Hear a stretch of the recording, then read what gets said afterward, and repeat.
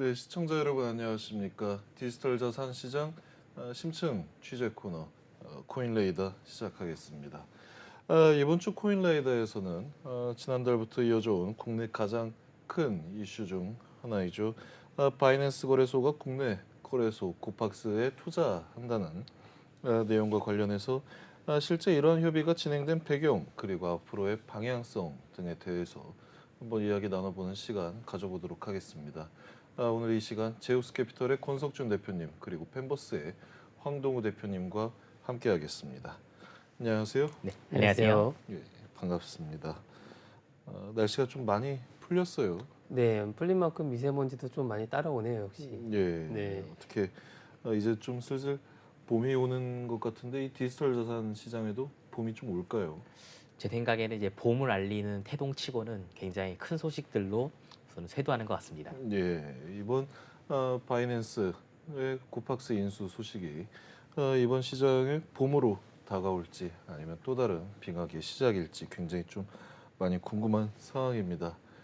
전 세계 1위 거래소인 바이낸스 거래소가 국내 코팍스 거래소를 인수한다라는 소식이 예전부터 이 한두 건의 보도자료뿐만이 아니라 이제는 좀 더 이게 실체화가 되어가는 그런 모습을 보이고 있습니다. 이 공식화되고 있는 상황인 가운데 사실 이 바이낸스 거래소라고 한다면 전 세계적으로 가장 큰 거래소이긴 하지만 또 우리나라의 어떤 이 규제 시장 속에서는 그 위상이 좀 다르지 않습니까? 맞습니다. 이런 이 바이낸스의 위치 좀 어떻다라고 판단할 수가 있을까요? 네, 바이낸스라고 하면 이제는 정말 코인을 안 하시는 분들도 이제는 들어보셨을 만한 거래소 이름입니다. 2017년도 6월, 7월쯤에 시작을 했던 것 같아요. 기억상으로도. 네. 그때 제 기억으로도 바이낸스가 처음에 유저를 모집을 하기 위해 그 리퍼럴이라고 하는 코드를 붙여서 회원을 모집하는 아주 독특했던 어떤 방식을 썼습니다. 사실 많은 회사들이 우리가 치킨 한 마리, 10마리 먹으면 하나를 더 주는 이런 느낌처럼 거래를 할 수 있는 이 거래소 이용자를 추천해주면 그들이 발생한 수수료를 일정 부분을 지급하는 형태로 2017년도에 시작을 했는데 그때 크게 생각을 안 했어요. 예. 그때 국내 거래소도 있고 이미 미국 거래소를 저도 이용하고 있었기 때문에 굳이 그때는 사실상 이 대한민국의 거래소가 순위적인 측면에서는 더 위에 그럼요. 않았습니까? 그때도 엄청났죠. 한국 거래소들도 엄청났습니다. 예. 네, 그런데 굳이라고 생각했지만 그때 리퍼럴을 발생시켜서 만들어서 뿌렸어야 되지 않았을까. 어쨌든 그 바이낸스가 지금은 전 세계 거래량의 이 코인에 대한 유동성 거래량의 거의 50~60%를 차지하는 볼륨을 만들어내면서 예. 전 세계 각각 그 곳곳 나가고 있습니다. 많은 유저층들을 또 넓히기 위해서 중국에 대한 어떤 리스크나 이슈들도 많았겠지만 그럼에도 불구하고 중국이 아닌 다른 많은 국가들을 확장하기 위해서 정말 승자승 구조라고 봤을 땐 정말 온리 원의 어떤 거래소로 가려고 하는 움직임을 지금 보이는 것 같습니다. 그래서 바이낸스 거래소 정말 세계 최대 거래소 믿어 의심치 않습니다. 맞는 것 같습니다. 특히 이제 바이낸스 같은 경우는 디지털 자산 시장에서 가지고 있는 위치는 약간 그런 플래티넘을 넘어선 플래티넘이라고 해야 할까요?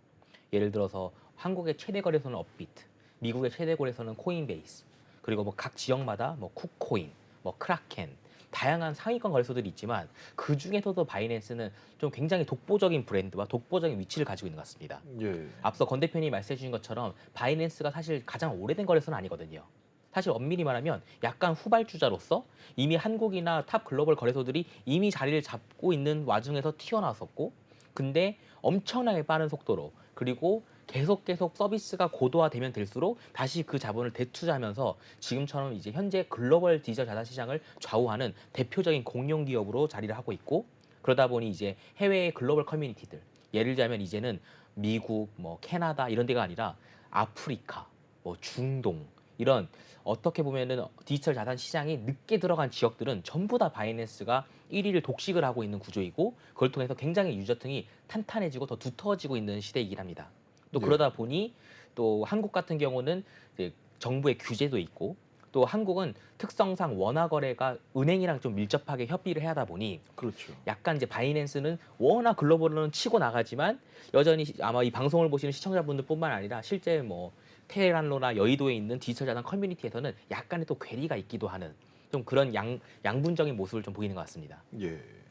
뭐 어쨌든 성장하게 된 가장 큰 이유는 아무래도 홍콩에서부터 시작을 했고, 또 화교라고 하는 뭐 인구가 워낙 많지 않습니까? 그렇죠. 그 전 세계 곳곳에 들어가 있는 그 친구들이 잘 나왔네.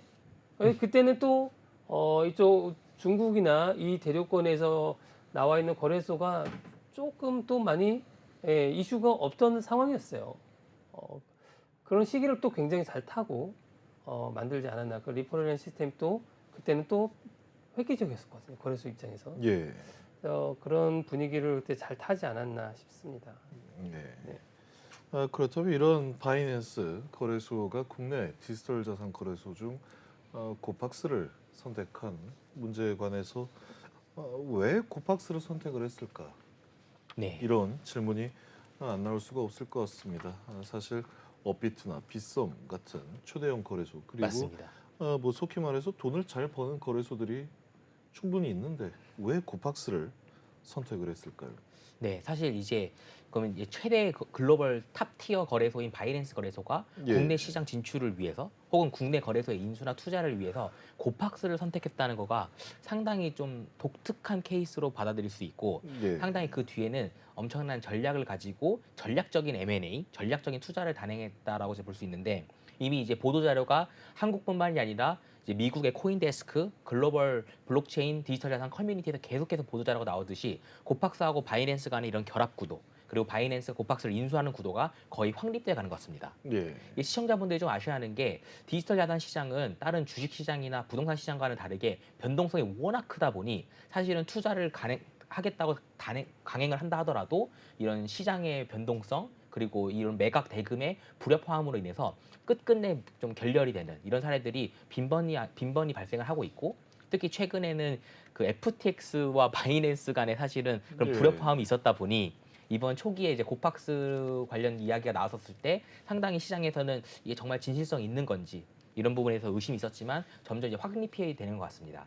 근데 이번에 또 바이낸스가 만약에 FTX 사태와 같은 일이 또 반복이 된다라고 한다면 그때부터는 약간 이 바이낸스의 평판에 있어서도 맞습니다. 문제가 생기지 않겠습니까? 그러니까 사실 이제 바이낸스가 이번마저도 만약에 약간 이 공수표였다. 예를 들어서 이번에도 만약에 단행을 하지 않는다면은 상당히 좀 시장적인 레퓨테이션이나 평판에서 리스크가 생길 수밖에 없고 사실 그런데 결론적으로 업비트도 있고 빗썸도 있고 다양한 매물들이 있는데 그 중에서 코팍스를 단행했다는 것 자체가 굉장히 좀 현실적이고 이제 실행을 하려고 타이밍을 쟀다라고 사실 볼 수 있습니다. 예. 앞서 자료 화면에서 보신 것처럼 사실 코팍스는 기존의 아성보다는 이제 5대 거래소로 압축이 되면서 시장을 상당히 많이 잃은 상황입니다. 그렇죠. 지금 국내 디지털 자산 시장은 특금법 그리고 실명 계좌인 은행의 협조 아래서 5개 거래소만 지금 시장을 독식하고 있는데 그 중에서도 업비트가 압도적, 여기서 말하는 압도적이라는 단순 50%가 아닌 정말 시장을 싹 다 주도하고 있는 상황입니다. 예. 그러다 보니 빗썸도 이미 어마어마하게 쳐졌고 그 밑에 있는 코인원, 코비, 코팍스는 전혀 시장에서 영향력을 못 미치게 되는 그 중에서도 사실 코팍스는 거의 뭐 시장에서 아무런 영향이 없을 정도로 암담한 현실에 있는데도 불구하고 이번에 바이낸스와 손을 잡은 거는 사실은 코팍스의 위치도 있지만 기존 업비트나 빗썸이 가지고 있는 리스크도 크지 않을까. 예. 그러다 보니 협의 과정에서 그 리스크 때문에 그리고 지금 이제 자료 화면에 보시는 것처럼 업비트 같은 경우는 그 주주 구성도 그리고 현재 시장에서 1위를 독식한다는 거는 그만큼 프리미엄이 굉장히 높기 때문입니다. 예. 그런 부분들 때문에 지금 이제 업비트 같은 경우는 단순 디지털 자산 시장을 넘어서서 하이브는 이제 저희 BTS의 소속사죠. 하이브, 또 우리은행, 카카오, 글로벌 기업인 퀄컴 등 메이저 기관들이 이제 디지털 자산을 넘어선 금융기관, 엔터테인먼트와 같은 컨텐츠 기관 등이 전부 다 결합을 한 컨소시엄 형태로 구성이 되어 있기 때문에 바이낸스가 이 주주 구성대에 추가가 된다고 하여 뭔가 시장에 더 큰 변화를 가지고 온다든지 혹은 바이낸스가 이 흐름을 주도해서 끌고 가기에는 사실 좀 버거운 상황입니다. 그리고 한편 그럼 빗썸은 어떠냐? 사실 빗썸은 여전히 빗썸도 한국에서는 아성을 가지고 있고 굉장히 큰 거래소이긴 하지만 예. 아직까지 지금 현재 의장인 이정훈 의장의 의혹이 이제 빗썸 코인 이라는 BXA 그리고 이제 최근 계속 언론에서 나왔었던 몇 가지 그런 주주 리스크에 관한 것들이 정확하게 해결이 되지 않는 상황에서 여기에 바이낸스가 추가로 유입이 된다면 오히려 약간 주가 부양이나 이런 식으로 좀 자기의 행동이 이런 오해를 받을 수 있는 그런 여지가 좀 높지 않을까. 그리고 이런 부분들에 있어서 코인원, 코빗, 고팍스가 있지만 그럼 그 중에서도 가장 글로벌적으로 활동을 많이 하고 또 미국에서 유학파 출신인 고팍스가 좀 더 적합한 선택이 아니었을까 생각하고 있습니다.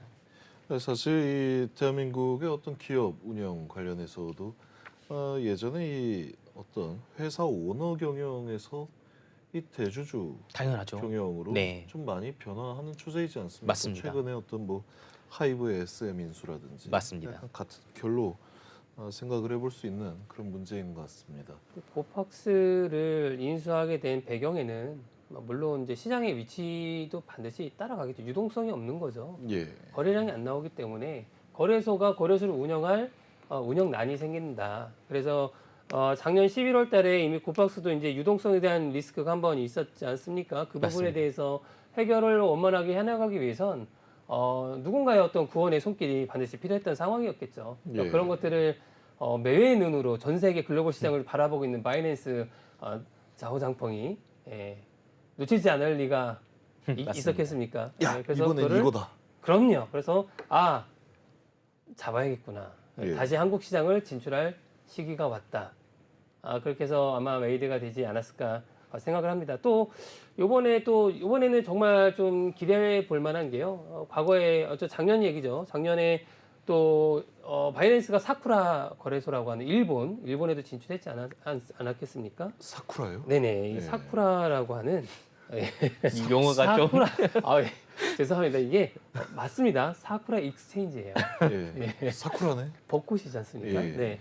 그래서 일본 거래소를 똑같이 우리나라처럼 고팍스처럼 인수하면서 일본 시장을 작년에 진출을 했거든요. 물론 인수 조건에 대해서는 밝히지 않았던 걸로 알고 있습니다. 그래서 예. 이런 부분들로 보면 이번에 한국 진출이 정말 잘 고팍스를 통해서 이루어지게 된다면 국내 코인 거래소를 비롯해서 이거는 코인 시장들이 굉장히 또 많은 어떤 재밌는 어떤 이슈들이 나오지 않을까 저도 생각을 하고 있습니다. 사실 바이낸스가 일본 거래소에 이어서 한국까지 진출을 하게 된다라면 이 규제가 굉장히 강한 나라에 또 원만히 진출을 했다라는 어떤 좀 정무적으로 풀어나갈 수 있을 만한 그런 명분이 생기지 않겠습니까? 맞습니다. 그래서 어떤 기사에 한번 보니까요. 일본에 진출하면서 예. 일본에서 굉장히 핵심적인 거래소의 역할을 하면서 시장을 끌고 나갈 수 있다고 지금 기대한다라고 해서 일본에 있는 사람들도 관계자들도 이야기를 하고 있네요. 예. 개인적으로 그 바이낸스가 일본을 사실 진출한 거랑 특히 또 이제 고팍스를 통해서 한국 시장을 진출하겠다는 이런 입장이 사실은 그 각 국가의 규제 현황 그리고 예. 현재 지금 그런 디지털 자산 커뮤니티의 그런 자율적인 움직임에 대한 약간 좀 하나의 어떤 움직임을 보여주지 않을까 생각하고 있습니다. 예. 예를 들자면은 한국 같은 경우는 이제 닥사를 중심으로 운영이 되고 있는데 지금 닥사에 대한 약간 여러 가지 비판도 있는 편이고 예. 또 정부 입장에서의 디지털 자산을 보는 관점에서도 비판이 있는데 이런 똑같은 상황이 지금 일본에서도 있게 되고 있거든요. 예. 일본도 이미 닥사와 같은 자율적인 협의체를 이미 구성을 하여서 운영이 되고 있는데 자율적인 협의를 하라고 했는데 아무 일도 안 하지 않냐 뭐 이런 식의 이야기들이 일본 내부에서 지금 어마어마하게 나오면서 규제 때문에 전혀 지금 디지털 자산 시장이 예전의 아성을 지금 현재 유지를 못하고 있는데 그런 움직임에서 바이낸스와 같은 글로벌 플레이어들이 오면서 뭔가 시장에 새로운 규제를 만들고 새로운 또 움직임과 모멘텀을 좀 더우지 않을까. 이게 사실 한국과 일본이 좀 비슷한 상황이어서 굉장히 많은 관심을 보이고 있는 것 같습니다. 일단은 이 바이낸스가 고팍스를 인수하는 데 있어서 어떤 명분이라든지 필요성 자체는 굉장히 또 충분한 것으로 보이고 있거든요. 그렇다면 반대로 고팍스의 입장에서 바이낸스와 손을 잡아야 할 어떤 그런 타당성 같은 것은 어떤 걸로 생각할 수 있을까요? 네, 이 부분은 사실 방금 이제 권 대표님이 말씀해주신 내용이 굉장히 컸던 약간 방아쇠적인 역할을 했던 것 같습니다. 예. 사실 고팍스는 실명 계좌의 끄트머리, 즉 5번째로 승인이 되면서 이제 굉장히 시장에서 고군분투를 하던 중이었었고, 예. 근데 거기서 굉장히 안타깝게도 FTX의 여파로 고팍스는 완전 정면 타격을 받았습니다. 예. 그 이유가 이제 현재 고팍스는 다른 거래소들하고 좀 독특하게 고파이라는 이제 디지털 자산 유저들이 자기의 자산을 예치하면은 이자를 받는 그런 네. 프로그램들을 좀 야심차게 운영을 하면서 이걸 통해서 유저들을 획득하겠다라고 좀 포부를 밝혔었습니다. 예. 하지만 이게 고팍스가 운영하는 고파이라는 서비스는 고팍스가 직접 운영하는 게 아니라 지금 자료 화면에 보시는 제네시스라는 캐피털이 운영했었거든요. 예. 제네시스라는 캐피털의 사실 모회사가 디지털 커런시 그룹이라는 전 세계 가장 큰 펀드사 중에 하나였었고 예. 디지털 커런시 그룹이 사실 고팍스의 원래 2대 주주였습니다. 예. 그래서 이미 고팍스는 해외 쪽에 있는 네트워크나 펀드들의 연결성이 워낙 많았었고 이거를 영향력 해가지고 고파이 서비스를 국내에 런칭하면서 정말 글로벌 한국 유저들한테도 글로벌 서비스들을 가지고 오겠다. 이걸 통해서 업비트와 빗썸하고 경쟁을 하겠다라는 정말 야심찬 계획이었는데 FTX의 여파로 제네시스 캐피털이 파산해버린 겁니다. 그러다 보니 공교롭게도 고팍스는 FTX 여파로 자기의 예치 서비스에 있는 자금이 묶이게 됐었고 예. 그리고 자기 2대 주주였던 디지털 커런시 그룹은 이미 FTX로 인해서 거의 한 2억 불? 한 2천억이 넘는 자산이 묶여져 있다 보니 지금 대규모 소송을 하고 있는 중에서 고팍스는 이러지도 저러지도 못하면서 시장의 신뢰는 잃어가고 예. 이러는 상황에 사실은 바이낸스가 갑자기 구원투수로 나온 거죠. 그렇죠. 사실 제가 봤을 때는 권 대표님이 아까 언급해 주신 게 좀 더 나가서 바이낸스는 이미 한국 시장을 수년 동안 보고 있었고 예. 한국에 어떻게 여기 진출을 할지 자기네들이 직접 지사를 런칭을 해서 한 적도 있었지만 지금 현재 서비스는 종료를 하였고 그렇죠. 그러면 이제 뭔가 우회해서 들어오든지 기존에 있는 걸 인수라든지 해야 하는데 업비트는 계속 갈수록 프리미엄이 높아지고 있고 예. 빗썸은 오히려 이 주주간 소송 주주간 오너 리스크 때문에 사실 그 매각 대금이 올라가고 있는 기이한 현상을 보이고 있고 예. 그러니까 바이낸스는 정말 좋은 시장인데 어떻게 진출을 할까 하던 도중에 절호의 기회가 온 거죠. 사실 어떻게 보면은 바이낸스가 야기를 했다라고도 할 수 있는 이 FTX의 그 여파가 결국 아시아로 오면서 정말 핵심적인 매물들이 헐값에 나오게 되는 그런 식으로 이제 유동성을 주입을 하면서 다시 한국 쪽에 사업군을 넓힐 수 있는 그런 저러한 기회였던 것 같습니다. 혹시 이 사태에 대해서 바이낸스가 고팍스를 인수하기 위해 FTX를 제물로 삼았다. 제 생각에는 예. 반사적인 효과이지 않았었을까. 예. 왜냐하면 고팍스의 인수 효과와 대비하여 FTX 사태가 전 세계 시장에 미친 영향이 너무 컸다 보니 예. 정말 그거는 너무 컸다 보니 사실 저는 개인적으로는 바이낸스도 이런 식으로 여파가 커질까라는 생각을 미처 했었을까라는 의문점이 들긴 하지만 중요한 거는 역시 확실히 큰 시장을 보고 있고 각 시장에 대한 규제에 대한 민감도 특히 바이낸스는 원래는 탈중앙화 그리고 뭔가 이제 라이센스 바깥의 이런 자금들 그리고 이런 개인화되어 있고 블록체인화되어 있는 자산들에 대한 커뮤니티를 시작을 했지만 이제는 전략을 바꿔서 각 국가별 라이센스, 각 국가별 인허가 이런 부분에 투명하게 관리 체제를 바꾸고 있는 중이다 보니 예. 그중에 아시아에서 가장 큰 시장인 일본과 한국 시장에 대해서 관심을 가질 수밖에 없을 것 같습니다. 그러면 이 사안에 대해서 권석준 대표님, 네. 예, 바이낸스 거래소가 한국 시장에 가지고 있는 관심이 또 어느 정도인지 그리고 수년 동안 상당히 노력을 해오지 않았습니까? 네, 맞습니다. 그럼에도 불구하고 이 국내 디지털 자산 시장에 진입을 하지 못했던 이유가 어떤 것인지 좀 간단히 설명 부탁드립니다. 네, 앞에서 계속 이야기를 해왔었는데요. 장펑자오가 이런 얘기를 최근에 했더라고요. 암호화폐 이 겨울이지만 예, 혹한의 겨울이 왔지만 반대로 좋은 인재들과 회사들을 살 수 있는 기회가 왔다. 예, 그래서 지금 전 세계적으로 이 고팍스 인수처럼 뛰어다니는 것 같습니다. 지배력을 넓히기 위해서. 예, 마찬가지로 한국 시장이 왜 좋냐? 이거 뭐 우리 한국 분들이라고 하면은 다 알고 있는 거 아닙니까? 이 사계절이 뚜렷한 나라, 그렇죠? 봄이 오면 저희는 씨를 뿌려야 합니다. 맞죠? 늦으면 안 돼요. 가을이 예. 오기 때문에. 예, 그렇기 때문에 이 사계절의 변화와 뚜렷하게 어떤 생활 패턴이 있다 보니까 이 빨리빨리라고 하는 이 한국인만의 특이한 어떤 문화가 또 있지 않습니까? 예, 그래서 투자도 불같이 합니다. 확 타오르죠. 불타오르네. 예, 그러다 보니까 이 유동성과 이 새로운 어떤 혁신적인 산업이라고 하는 이런 코인 시장에서도 한국은 굉장히 2016년도, 17년도에도 전 세계가 주목할 만한 유동성과 거래량을 만들어냈었죠. 예, 그 시장을 알기 때문에 어떻게든 들어오려고 노력을 했던 거고요.